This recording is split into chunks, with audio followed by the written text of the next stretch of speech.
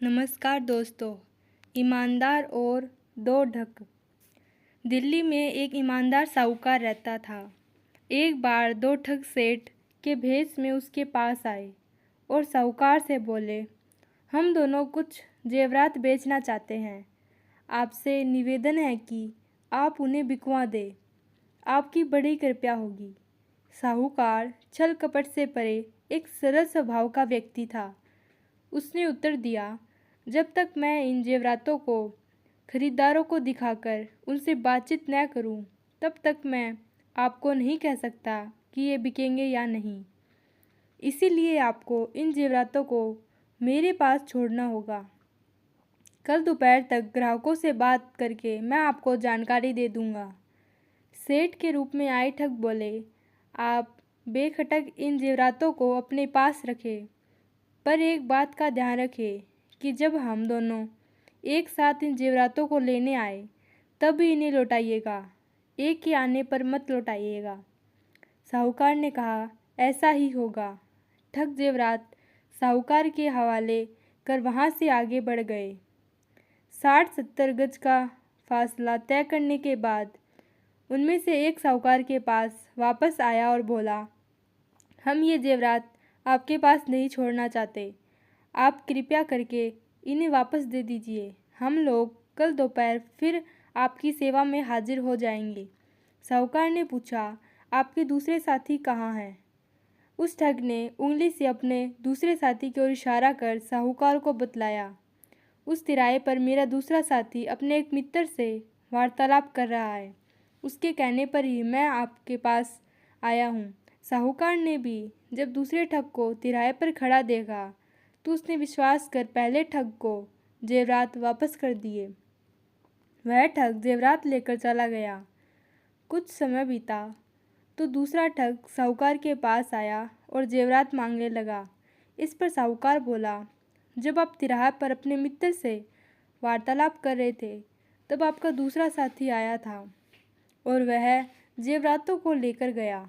मैंने उससे आपके बारे में पूछा तो उसने आपकी ओर इशारा करके बताया कि आपके ही कहने पर वह यहाँ पे आया है। इसके बातें पर विश्वास कर मैंने उसे जेवरात वापस कर दिए। ठग जेवरात लिए बिना वहाँ से जाने को तैयार नहीं हुआ। वह कहने लगा, जब मैंने आपको पहले ही कह दिया था कि जब तक हम दोनों साथ न आए तब तक जेवरात वापस न करना, तो फिर आपने ऐसा किया क्यों? आपने गलती की है, अब इसका फल मैं क्यों भोगूं? आपने किया है, आप भरें। साहूकार ने निर्ममतापूर्ण उत्तर दिया, आप भी तो उस समय तिराहे पर खड़े थे जब आपका दूसरा साथी जेवरात लेने आया था। ठग का मिजाज गर्म हो गया। वह तेज में आकर बोला, इससे क्या होता है? क्या मैं कहीं खड़ा नहीं हो सकता? मैंने तो उसे जेवरात लेने भेजा ही नहीं था। दोनों का वाद विवाद बढ़ता चला गया।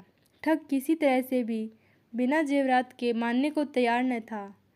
जब उसे जेवरात वापस मिलने की उम्मीद न रही तो वह साहूकार को धमकी देने लगा कि वह उसे बदनाम कर देगा और जेल की हवा खिलाएगा। साहूकार ने कहा, जो जी में आए वो करो। ठग ने शीघ्र ही जाकर बादशाह अकबर के यहाँ न्याय की दरखास्त की।